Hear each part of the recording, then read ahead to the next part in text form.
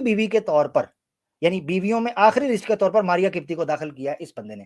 یہ سب سے پرانا حوالہ مجھے مل سکا ہے جنہوں نے ماریا کپتی کو نبی پاک صلی اللہ علیہ وسلم کی بیوی کے اندر شامل کیا ہے تاریخی کتاب کے طور پر اور سند کے ساتھ چیزوں کو بیان کیا ہے. اچھا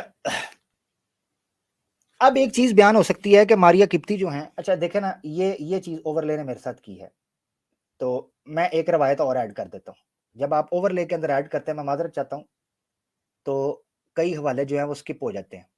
اب ایک باقاعدہ مستدرک حاکم کے اندر روایت ملتی ہے، چاہے موقوفن ہی صحیح، مگر میں اس کو یہاں پیش کرنا چاہتا ہوں، وہ میرے مقدمے کو اس حوالے سے بھی مضبوط کرے گی. ہاں یہ کیونکہ اس میں الفاظ بڑے اسٹرانگ آئے ہیں، ان الفاظ کا سننا بڑا ضروری ہے پبلک کے لیے. لیں جی آپ کی اسکرین کے اوپر مستدرک حاکم کی روایت ہے 6819، موقوف ہے یہ تابعی سے، مگر اس کے الفاظ جو ہیں وہ بہت امپورٹنٹ ہیں اور جو قرائن ہمیں مل رہے ہیں اس کی طرف اشارہ کرتے ہیں. وہ کہتے ہیں مصعب بن عبداللہ الزبیری کہتے ہیں ثم تزوج رسول اللہ صلی اللہ تعالی علیہ وسلم ماریہ بنت شمعون وہی التی اہداها الی رسول اللہ صلی اللہ علیہ وسلم المقوقس صاحب الاسکندریہ. نبی پاک صلی اللہ تعالی علیہ وسلم نے ماریہ بنت شمعون کے ساتھ شادی کی اور یہ وہی عورت ہیں جن کو مقوقس صاحب اسکندریہ جو ہیں انہوں نے نبی پاک صلی اللہ علیہ وسلم کو دیا. مستدرک حاکم کے اندر یہ روایت ملتی ہے، موقوفاً میں بات کر رہا ہوں، موقوفاً 6819. اچھا یہاں میں ایک اور چیز کہنا چاہتا ہوں کہ یہاں اختلاف ملتا ہے، دو چیزوں کی طرف اشارہ ملتا ہے کہ نبی پاک صلی اللہ علیہ وسلم نے ان سے شادی کب کی، اس کی تفصیل ہمیں نہیں ملتی. اسی طریقے سے یہ تفصیل بھی نہیں ملتی کہ نبی پاک صلی اللہ علیہ وسلم نے ان کو حق مہر کیا دیا تھا، یہ تفصیل نہیں ملتی. مگر جو ان کے ساتھ رویہ برتا گیا تھا وہ رویہ بتاتا ہے کہ ان کو درجہ ام المومنین کا دیا گیا تھا. ایک تو ان کو سیپریٹ گھر لے کے دیا گیا تھا. کوئی ازواج مطہرات کے چیپٹر میں سے یہ نہیں بتا سکتا کہ نبی پاک صلی اللہ علیہ وسلم نے کسی باندی کو ابتدا کے اندر ہی علیحدہ گھر لے کے دیا ہو، ام المومنین کو لے کے دیا تھا. اب ان کو چونکہ کچھ خاص وجوہات تھی جن کی وجہ سے مدینہ سے 3 کلومیٹر دور ایک گھر کے اندر ان کو رہائش لے کے دی تھی، ابھی بھی مدینہ کے اندر وہ موجود ہے اور اس کا نام ہی انہوں نے میرے خیال سے ایسا باغ رکھ دیا ہے، اس کا نام ام ابراہیم کر کے اس کا باغ ابھی بھی وہ موجود ہے مدینہ کے اندر 3 کلومیٹر دور. زیارتوں کے اندر وہ چیز بھی آ جاتی ہے. تو ان کو یہ چیز میں اب یہ ہو سکتا ہے کہ کوئی بندہ کہے کہ جناب ڈیٹیل نہیں ہمیں ملتی، کیونکہ مودودی صاحب نے تفہیم القرآن کے اندر یہ چیز بیان کی ہے کہ ہمیں ماریہ کپتی کی تفصیل نہیں ملتی کہ ان کے ساتھ نبی پاک صلی اللہ علیہ وسلم نے نکاح کیا تھا. اسی لیے مودودی صاحب کہتے ہیں کہ انہوں نے ملکہ یمین کے اعتبار سے تمتع کیا تھا، شادی نہیں کی تھی. جبکہ حقیقت یہ ہے کہ حضرت صفیہ بنت حیی بھی کہہ حی یا حیی، جو کہ خیبر کے واقعے کے بعد نبی پاک صلی اللہ علیہ وسلم کے پاس آئی تھیں، صفیہ بنت حیی، ان سے ولیمے کی دعوت کھلانے کے باوجود، ابھی وہ ڈیٹیل میں آ جائے گا کیونکہ وہ بھی ایک اعتراض کیا جاتا ہے اور اگر ہم اس کو کور کر سکے ٹائم کے اندر انشاءاللہ، تو وہ اعتراض بھی رکھا جاتا ہے کہ جناب نبی پاک صلی اللہ علیہ وسلم نے ولیمہ کیا اور ان سے شادی کی، ان کے بارے میں جو واقعہ بیان ہوتا ہے شادی اور ولیمہ کرنے کے باوجود وہ قابل طلب ہے کہ مسلمانوں کو اور صحابہ کو پھر بھی تشویش ہوئی. اس کی وجہ کیا تھی؟ یہ آپ کے سامنے حدیث ہے، صحیح بخاری کی حدیث نمبر، میں اس کو زوم کر دیتا ہوں اپنے لیے، 5159 انگلش میں پڑھ رہا ہوں تیزی سے. وہ کہتا ہے the prophet stayed for 3 days at a place between Khaybar and Medina and there he consummated his marriage with Safiya. ٹھیک ہے، صفیہ کے ساتھ نبی پاک صلی اللہ علیہ وسلم نے شادی کی. ڈیٹیل اس کو بیان کریں گے مگر ابھی یہاں صرف جو سمجھنے کا واقعہ وہ یہ ہے، نیچے والا paragraph. The Muslim asked whether Safiya would be considered as his wife or as a slave girl or what his right hands possessed. کہ حضرت صفیہ کو نبی پاک صلی اللہ علیہ وسلم کی بیوی سمجھا جائے یا ملکہ یمین سمجھا جائے. اب راوی خود اوپر کہہ رہے ہیں کہ آپ نے شادی کی تھی، نیچے کہہ رہے ہیں کہ یہ کیونکہ ولیمے کی وجہ سے ان کو شک پڑا تھا. ایک بندے کو کسی کی شادی کے بارے میں شک بھی پڑ سکتا ہے. اچھا شادی کے بارے میں شک چلو نہ پڑے، مگر ان کے تعلق میں کنزیومیٹ ہوا ہے، فزیکل ریلیشن ہے، اس بارے میں شک ضرور پڑ سکتا ہے. اس کی میں مثال آگے دوں گا اگر بات چلی تو انہوں نے پوچھا کہ کیا نبی پاک صلی اللہ علیہ وسلم کی لونڈی تھیں یا رائٹ ہینڈ پوزیس تھیں؟ تو انہوں نے کہا صحابہ نے if the prophet screens her from the people، اگر نبی پاک صلی اللہ علیہ وسلم نے ان کو لوگوں سے پردہ کرایا، حجاب کرایا، then she is the prophet's wife، تو وہ ام المومنین ازواج النبی میں ہیں. but if he does not screen her، اور اگر پردہ نہ کروایا then she is a slave girl، تو وہ ایک باندی ہیں، concubine ہیں. so when the prophet proceeded he made a place for her behind him and screened her from people، तो सहाबा कराम इससे समझ गए कि जब उन्होंने उनको पर्दा करवाया तो समझ गए कि हजरत सफिया उनकी बीवी हैं। इससे मेरा इस्तदलाल ये है कि मारिया किप्ती की जब आप सीरत को पढ़ते हैं तो नबी पाक सल्लल्लाहु अलैहि वसल्लम ने उनको पर्दा करवाया, उनको पर्दा करवाया, और इससे पता चलता है हमें कि वो नबी पाक सल्लल्लाहु अलैहि वसल्लम की अज़वाज के हैसियत से थी। जबकि तज़व्वजा का सीगा भी मिल जाए, और एक किताब के मुताबिक मैंने बताया कि अज़वाजे नबी के अंदर उनको शामिल भी किया हो। तो मेरी नाकिस तहकीक ये कहती है कि हज़रत मारिया किप्ती से रसूल पाक सल्लल्लाहु अलैहि वसल्लम ने शादी की थी। उसकी वजह ये है कि मारिया किप्ती अरब की किसी जंग में तो कैदी नहीं थी। अब जो उनका सोर्स है जहां से आने का, वहां भी वो कैदी नहीं है, क्योंकि जो लफ्ज इस्तेमाल किए जा रहे हैं, एक तो जारियतैन, जारिया वर्ड आजाद औरत के लिए भी बोला जाता है, और दूसरा वर्ड आ रहा है वहां पर कि लहुमा मकानुन फिल क़िब्ती अजीम, कि उनके लिए कॉप्टिक क्रिश्चियंस के अंदर बहुत ऊंचा मकाम है। ये लोंडियों के बारे में कहा नहीं जा सकता। तो जब वो आजाद थी तो मलके यमीन के साथ तमत्तो तो वैसे ही हराम है बगैर निकाह के, यानी गैर मलके यमीन के साथ बगैर निकाह के तमत्तो तो वैसे ही हराम है आजाद औरत के साथ। तो नबी पाक सल्लल्लाहु अलैहि वसल्लम ने निकाह किया था, ला महल्ला यही नतीजा निकलता है और यही कराइन इशारा करते हैं। नबी पाक सल्लल्लाहु अलैहि वसल्लम ने उनके साथ शादी की थी। बहुत शुक्रिया जी माशाल्लाह। मारिया किप्तिया के सवाल पर कभी भी कोई भी एतराज उठे, करना क्या है, टाइम स्टैम्प नोट कर लीजिए, या फिर हम जब इसकी क्लिप अलग करके लगाएंगे तो आपने सिर्फ वही सवाल का पॉइंट उठाना है और आपने ये वीडियो उनको दे देनी है, और that will be the final at most answer. Maria किप्तिया रजी अल्लाह के तवस्सुत से जो सवाल उठाए जाते हैं। जज़ाकल्लाह खैर आमिर भाई, बहुत ही कंप्लीट आंसर।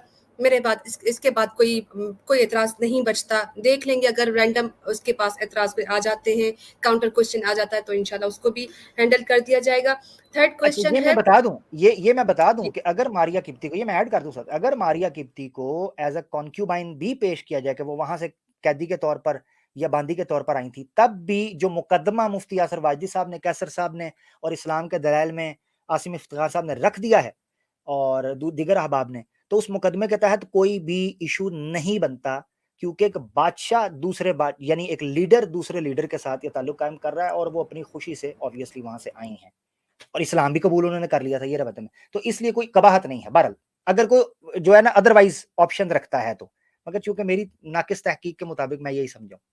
जी ठीक है, जज़ाकल्लाह। मुफ्ती साहब कुछ कहना चाहते हैं? मुफ्ती यासिर नदीम अलवजदी साहब जी। नहीं नहीं, मैं समझ रहा था कि शायद ये प्रेजेंटेशन मुकम्मल हो गई है। जी यहाँ पर जो है वो आमिर भाई आपके लिए एक अगला सवाल मैं आपके सामने पेश करती हूँ कि हमारे प्यारे नबी सल्लल्लाहु अलैहि वसल्लम पर ये इल्ज़ाम लगाया जाता है कि आप एक नाउज़ुबिल्लाह सुम्मा नाउज़ुबिल्लाह वुमनाइज़र थे, आप नाउज़ुबिल्लाह हवस परस्त थे। मैं माज़रत के साथ यही जुमले वो लोग इस्तेमाल करते हैं और ना चाहते हुए भी ये इस्तेमाल करने पड़े, क्योंकि फिर वो उनके एतराज़ात कहेंगे कि आपने हमारी ज़बान में इस्तेमाल नहीं किए। आगे से कहते हैं कि औरतों के दिलदादा थे, उनकी तरफ से माइल रहा करते थे नाउजुबिल्ला, लिहाजा इसी वजह से आपने बीवियां भी ज्यादा रखी हुई थी और लौंडियां भी ज्यादा रखी हुई थी। इस बात के सबूत में ये तारीख के हवाले भी पेश करते हैं। अगर ये बातें सच हैं तो इसके पीछे नबी सल्लल्लाहु अलैहि वसल्लम की क्या हिकमत थी और ऐसे इल्जामात के कैसे जवाब दिए जाएंगे? अच्छा, बहुत शुक्रिया। हजरत सफ़िया का जो वाक़या है या इस तरह के वाक़यात की तरफ वो मंसूब करके नबी पाक सल्लल्लाहु अलैहि वसल्लम की तरफ तौहीन करते हैं। मैं पहले सोच रहा था जब ये सवाल आमतौर पर आता है ना, तो मैं सोच रहा था मैं इसको कैसे डील करूँ, मसलन इसको एक एतराज़ के तौर पर डील करूँ या इसको एक वाक़ये के तौर पर डील करूँ, दोनों चीज़ों में फ़र्क है। वाक़ये को आप जब तक सीक्वेंस के अंदर बयान ना करें, क्योंकि वाक़या पता क्या होता है, वाक़या एक जिगसॉ पज़ल की तरह है, जिसका एक सिरा आप एक पीस सेट कर लें, दूसरे पीस ऑटोमैटिकली फिट हो जाते हैं, पज़ल है ना उसकी तरह। मगर एतराज़ की तरह अगर लूँगा तो उसके कोने आपको समझ नहीं आ, क्योंकि एतराज़ मिड में से उठाया जाता है, मिड के अंदर से अगर बात शुरू करूँगा तो पब्लिक को बेस नहीं पता चलेगी। तो उसको समझने के लिए इसको एक वाक़ये की तरह मैं सीक्वेंस में लेता हूँ क्रोनोलॉजिकली, ये बड़ा आसान है।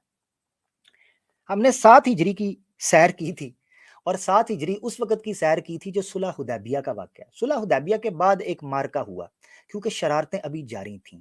खैबर खैबर वो जगह थी जिसमें लुथड़े हुए और शिकस्त खोरदा और ज़ब्बू हाली का शिकार और बड़े फ्रस्ट्रेटेड और एग्रेसिव और बड़े बेचारे रोंदू किस्म के यहूदी इकट्ठे हो गए। उन्होंने कहा यार हमारी साजिश कामयाब नहीं हुई और हम तो छितर खाते जा रहे हैं, यानी टू बी वेरी ऑनेस्ट यही हो रहा था उनके साथ। तो उन्होंने वहां पर ये پلان بنانا شروع کیا اور نبی پاک صلی اللہ تعالیٰ علیہ وسلم کو جیسے ہی اس چیز کی خبر ہوئی آبویسلی آپ نے کوچ کیا.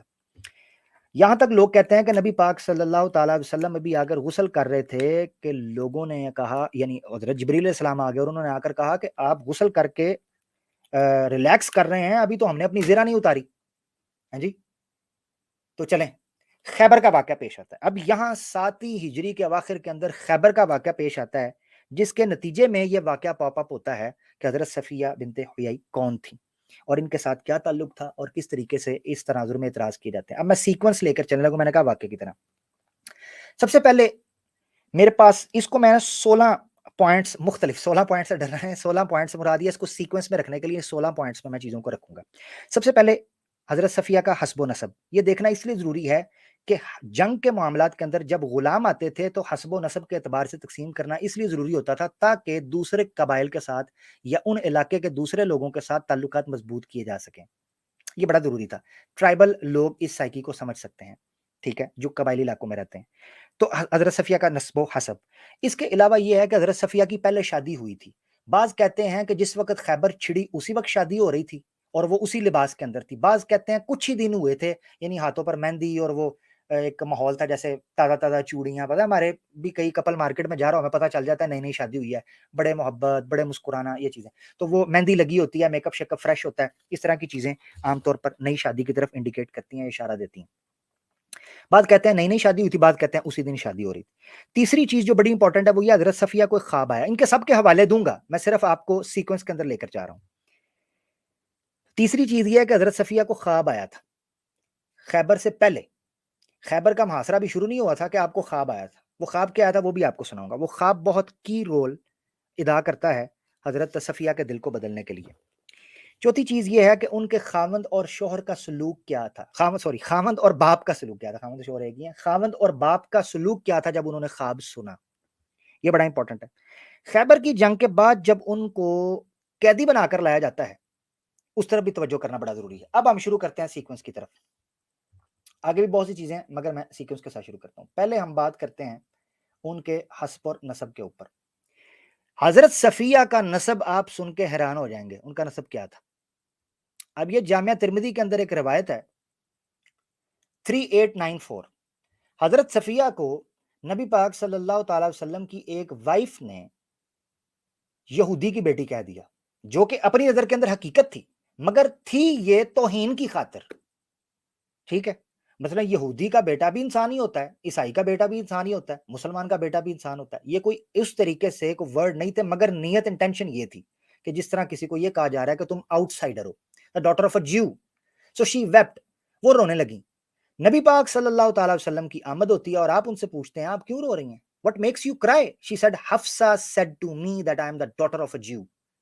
حفصہ بنت عمر بن الخطاب، یعنی حضرت عمر کی جو بیٹی تھیں، حضرت حفصہ نبی پاک کی بیوی، انہوں نے آپ کو کہہ دیا کہ تم تو ایک یہودی کی بیٹی ہو. So the prophet said, and you are the daughter of a prophet. نبی پاک صلی اللہ علیہ وسلم نے ان کا نسب بیان کیا روایت کے اندر. کہتی ہیں کہ تم ایک نبی کی بیٹی ہو and your uncle is a prophet، اور ایک نبی تمہارا چچا ہے. And you are married to a prophet، اور تم ایک نبی سے بیاہی گئی ہو. So what is she boasting to you about؟ تو وہ کس چیز کے بھرم آپ کو دکھا رہی ہیں؟ تم ایک نبی کی بیٹی ہو، نبی کی بھتیجی ہو، نبی کی بیوی ہو، تو وہ کس چیز کا تمہیں دکھا رہے ہیں؟ یہ نسب تھا. اب اس نسب کو ڈیٹیل میں تھوڑا سمجھتے ہیں. حضرت صفیہ کا جو نسب تھا وہ آل عمران سے جا کے ملتا ہے. آل عمران ایک پوری سورت بھی ہے اور آل عمران ہی کی اولاد سے حضرت موسیٰ اور حضرت ہارون بھی ہیں، 2 بھائی. ٹھیک ہے، یعنی عمران کی بیٹی حضرت مریم اور حضرت مریم جو ہیں آل عمران کی بیٹی نہیں، بہن ہوئی نا، آل عمران کی بیٹی یس مریم، اور انہی کی بہن موسیٰ اور ہارون، کیونکہ اخت ہارون بھی کہا جاتا ہے، تو ان کی بہن مریم بھی تھی. تو آل عمران سے تعلق تھا موسیٰ اور ہارون کا. اگر میں غلط نہیں ہوں تو کیا میں غلط تو نہیں کہہ رہا کہ ان کی آل عمران سے تھے؟ یس، ڈائریکٹ بیٹے نہیں تھے، آل عمران سے، یعنی اس نسل سے تھے، اس لڑی سے. ہارون علیہ السلام کی جو نسل تھی یہ وہ قبیلہ تھا جو ہجرت کر کے مدینہ میں نخلستان میں آیا تھا کہ یہاں کل کو ایک نبی نے آنا ہے جو کھجوروں والی جگہ پہ آئے گا. ہارون علیہ السلام کے قبیلے، یہ اس قبیلے سے تعلق رکھتی تھی، اور ان کا نسب نامہ جو ہے وہ الاصابہ کے اندر بھی اور دیگر کتابوں کے اندر لکھا ہے، جس سے پتہ چلتا ہے کہ ان کا نسب کیا تھا، یہ ہارون علیہ السلام کی نسل سے تھیں۔ ہارون علیہ السلام کی نسل سے ہونے سے مراد یہ ہے کہ آپ ہارون علیہ السلام کی بیٹی ہوئیں، یعنی نبی کی بیٹی، اور موسیٰ علیہ السلام چونکہ آپ کے بھائی تھے ہارون علیہ السلام کے، تو اس اعتبار سے چچا، اور نبی پاک صلی اللہ علیہ وسلم کی بیوی تھیں، اس اعتبار سے ایک نبی کی بیوی۔ 3 طرح سے آپ نبیوں کی تعلق رکھتی تھیں، تو اس اعتبار سے نسب آپ کا بہت اونچا تھا، یہ سمجھنا ضروری ہے۔ سیرت حلبیہ کے اندر ایک واقعہ کے خواب آتا ہے آپ کو، 5ویں جلد ہے سیرت حلبیہ کی، اور یہ میں کیوں پیش کر رہا ہوں، متعدد سیرت کی کتابوں میں یہ موجود ہے، مگر سیرت حلبیہ میں اس لیے پیش کرتا ہوں کہ یہ اس کو سمجھتے ہیں، اور اردو کے اندر اویلیبل بھی ہے، تو یہ آسانی سے اس کو پڑھ سکتے ہیں۔ صفحہ 150 کے اوپر، جلد سوئم نصف اول، ٹھیک ہے، 3ری جلد کے اندر سیرت حلبیہ اردو صفحہ 150، حضرت صفیہ کا خواب۔ یہ خواب آ رہا ہے ان کو جنگ ہونے سے پہلے۔ اب اس خواب کے اندر کیا چیز چھپی ہے وہ آپ نے دیکھنی ہے۔ یہ وہ سیکوینس میں واقعات ہیں جو حضرت صفیہ کے تعلق کے ساتھ ہمیں سمجھنا ضروری ہے۔ حضرت صفیہ کو خواب آتا ہے، ایک روایت میں ہے کہ جب رسول اللہ صلی اللہ علیہ وسلم نے حضرت صفیہ کے ساتھ عروسی فرمائی تو آپ نے ان کی ایک آنکھ کے اوپر ایک سبزی مائل نشان دیکھا، یعنی جس طرح کسی کو سوجن ہوتی ہے، نشان نیل پڑا ہوتا ہے، نیل سبزی۔ آپ نے ان سے پوچھا یہ سبز نشان کیسا ہے؟ حضرت صفیہ نے عرض کیا، ایک روز میں ابن ابو حقیق، یہ کنانا جو تھا، کنانا ابن ربی ابن ابو الحقیق، یہ وہ بندہ ہے جو حضرت صفیہ کا خامن تھا، کنانا بن ربی بن ابو حقیق، یعنی اپنے شوہر کی گود میں سر رکھے وہ لیٹی تھی، اس وقت میں دلہن تھی اور اسی حالت میں سو رہی تھی۔ اس چیز سے اشارہ ملتا ہے کہ خیبر سے کچھ پہلے ان کی شادی ہو گئی تھی، یعنی نئی نئی شادی ہوئی تھی، ایسا نہیں ہے کہ اسی دن شادی ہوئی تھی، اسی دن حملہ ہوا اور ان کو پکڑ لیا گیا۔ اس سے یہ پتہ چلتا ہے کہ کچھ دن پہلے شادی ہوئی تھی، یعنی ایک روز میں ابن ابو حقیق یعنی اپنے شوہر کے گود میں سر رکھ کر لیٹی ہوئی تھی، اس وقت میں دلہن تھی اور اسی حالت میں سو رہی تھی، میں نے خواب میں دیکھا کہ اچانک چاند میری گود میں آ گرا، میں نے بیدار ہو کے یہ خواب ابن ابو حقیق یعنی اپنے خامن سے بیان کیا تو اس نے میرے منہ پر تماچا مارا اور کہا کہ تو عرب کے بادشاہ کی آرزو کر رہی ہے۔ اشارہ کس کی طرف تھا؟ نبی پاک صلی اللہ علیہ وسلم کی طرف۔ حضرت صفیہ کو نبی پاک صلی اللہ علیہ وسلم کے عقد میں آنے سے پہلے ہی یہ خواب آیا، حضرت صفیہ بیان کرتی ہیں۔ آگے چلتے ہیں، ایک لمبا واقعہ ہے، اچھا دیکھیں نا، پھر ایک یہاں سے چلا گیا ہے ایک حوالہ، اینی ویز اس کو سکپ کرتے ہیں، ٹائم اس کا ہو رہا ہے ہمارا۔ اچھا، بخاری شریف کی ایک روایت ہے جس میں تفصیل بیان ہوئی ہے حضرت صفیہ کی طرف۔ خیبر کا واقعہ ہوتا ہے، فتح ہوتی ہے، قیدی آتے ہیں، حضرت صفیہ ان میں ہوتی ہیں، اب یہاں سے وہ بات شروع ہونے لگی ہے جس سے اعتراض ہوتا ہے۔ یہ وہ حدیث ہے جو اعتراض کو جنم دیتی ہے، مگر اس کی وجہ یہ ہے کہ جب آپ مکمل حدیث اور دوسری احادیث اس کے ساتھ ملا کر نہیں پڑھیں گے تو اعتراضات جنم لیں گے۔ اب اس حدیث کو آپ پڑھتے جائیں، وہ کہتے ہیں کہ خیبر کا موقع تھا، نبی پاک صلی اللہ علیہ وسلم نے جب اس کو فتح کر لیا تو آپ کے سامنے ذکر کیا گیا کہ صفیہ بنت حیی بہت خوبصورت ہیں، بہت خوبصورت، اور ان کا خامد بھی قتل ہو چکا ہے، مگر اسی روایت سے یہ ٹکڑا بیان کر رہا ہے کہ کئی ملحدین اور مرتدین اور نان مسلم یہ اعتراض کرتے ہیں کہ نبی پاک صلی اللہ علیہ وسلم کو چونکہ خبر تھی کہ صفیہ بنت حیی بہت خوبصورت ہے، لہٰذا آپ نے ان کے بندے کو قتل کروایا تھا۔ یہاں سے یہ چیز پتہ چل رہی ہے کہ ان کا بندہ ان کی خبر ہونے سے پہلے ان کی خوبصورتی کے پہلے قتل ہوا تھا۔ یہ تو جب جنگ ختم ہوئی ہے اور لونڈیاں اور غلام اور مال غنیمت اکٹھا ہوا ہے تو تب جا کر کسی نے ذکر کیا، اگر اس روایت کو بھی فالو کریں، وہ میں بعد میں بتاؤں گا کس جمال کی بات ہو رہی، ٹھیک ہے جی، دوسری روایتوں سے پتہ چلتا ہے۔ تو کہتے ہیں وقت قتل زوجها، ان کا جو خامند ہے وہ قتل ہو چکا ہے، وکانت عروسن، اور ان کی شادی ہوئی تھی نئی نئی، تو اللہ کے رسول نے ان کو اپنے لیے چن لیا، فاصطفاها رسول اللہ صلی اللہ علیہ وسلم نفسه فخرج بها، آپ صلی اللہ علیہ وسلم ان کو لے کر سائڈ پر ہو گئے، آپ نے ان کو چن لیا، پھر آپ ایک مقام پر پہنچے تو آپ کے لیے حلال ہوئی، فبنا بها، تو آپ نے ان کے ساتھ شادی کر لی، ترجمے میں بھی یہی ہے، اور بنا بها کا مطلب بھی فقہی طور پر یہی مانا جاتا ہے کہ جب یہ جملہ آئے کہ بنا فلاں بنا بها، بنا فلان بها، تو اس کا مطلب یہ ہوتا ہے کہ شادی کے بعد اس نے ازدواجی تعلق قائم کیا۔ مگر اس حدیث سے جو اعتراض اٹھتا ہے وہ یہ کہ نبی پاک صلی اللہ علیہ وسلم کے سامنے ان کی خوبصورتی کا ذکر کیا گیا تو آپ فوراً لپکے نعوذ باللہ، اور آپ نے ان کو اپنے لیے خاص کر لیا اور اپنے لیے لے اڑے، نعوذ باللہ، یہ اعتراض اٹھتا ہے، ٹھیک ہے جی۔ مگر اس حدیث کے آخر میں ایک بڑا پیارا اشارہ ملتا ہے، وہ یہ ملتا ہے کہ نبی پاک صلی اللہ تعالی وسلم کے ان کے ساتھ تعلق بڑے خوبصورت تھے۔ اس کی ڈیٹیل سیرت حلبیہ کے اندر آئے گی۔ ایک دفعہ ہماری سٹریم کے اندر ایک بھائی اعتراض لے کر آئے ملحدین کی طرف سے، اور یہی اعتراض تھا، وہ یہ کہنے لگے کہ توبہ توبہ توبہ توبہ، ایک دن پہلے جنگ چل رہی ہے، اس عورت کے شوہر کو مار دیا گیا، اس کے باپ کو مار دیا گیا، اس کے خاندان کو تباہ و برباد کر دیا گیا، بنو قریظہ میسیکر، جیوز کا میسیکر ہوا تھا جناب، قبریں کھود دی گئی اجتماعی, گلے کاٹ دیے گئے. تو اس کے بعد جناب حضرت صفیہ کے ساتھ جناب فوراً ہی فزیکل ہوا گیا. تو یہ کیسے ہو سکتا ہے, کیسے ہو سکتا ہے؟ وہ بھائی آئے بڑے جذباتی تھے, وہ بھی ہمارے ساتھ ہی ہیں, سمجھتے تو وہ چیزوں کو. تو اب ان چیزوں کو بھی ہم کلیئر کریں گے کہ وہ کیا تھیں, کیا واقعات تھے, مگر آہستہ آہستہ ہم آگے بڑھتے ہیں.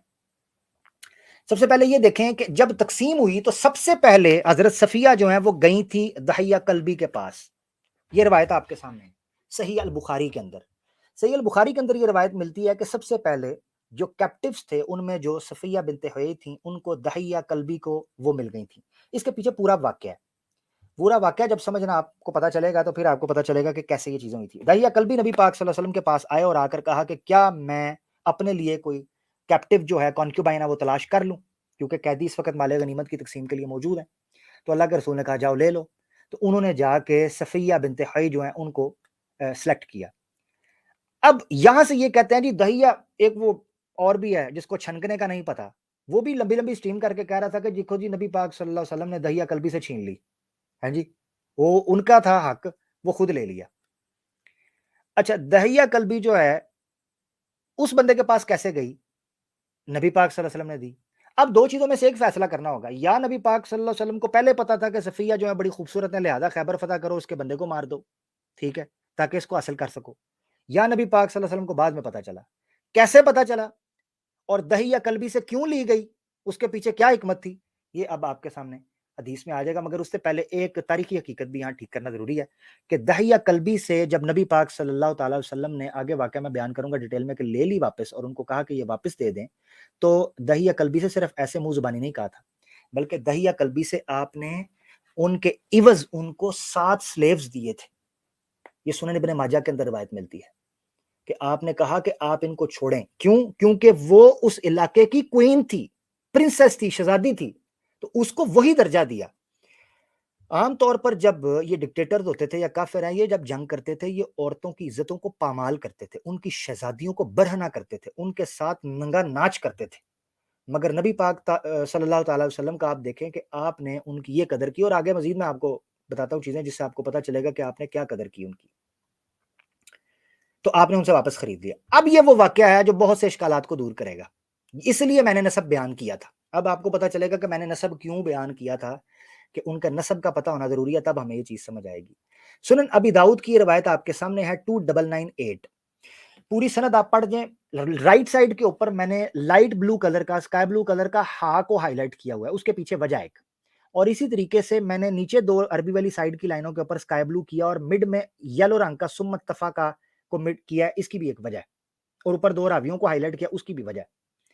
ملحدین جب حدیثوں پر اعتراض کر رہے ہوتے ہیں تو ان کو معذرت کے ساتھ سند پڑھنی بھی نہیں آتی, کہ سند کے اندر یہ جو چھوٹے چھوٹی انڈیکیشنز ہوتی ہیں جن کو میں نے ہائی لائٹ کیا ہے, ان کا مقصد کیا ہوتا ہے.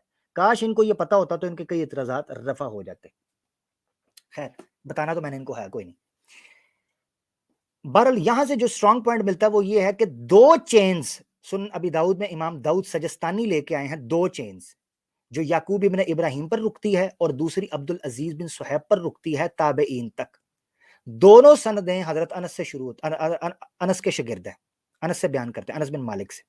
وہ کیا واقعہ بیان کرتے ہیں, وہ کہتے ہیں کہ نبی پاک صلی اللہ علیہ وسلم کے پاس دحیہ آیا, دحیہ کلبی, فجاء دحیۃ فقال یا رسول اللہ اعطینی جاریۃ من السبی, قیدیوں میں سے مجھے ایک کانکیوبائن, ایک سلیو گرل دے دیں. اللہ کے رسول نے کہا اذهب فخذ جاریہ, جائیں چلے جائیں اور اپنے لیے جو انتخاب کرنا چاہتے ہیں کر لیں.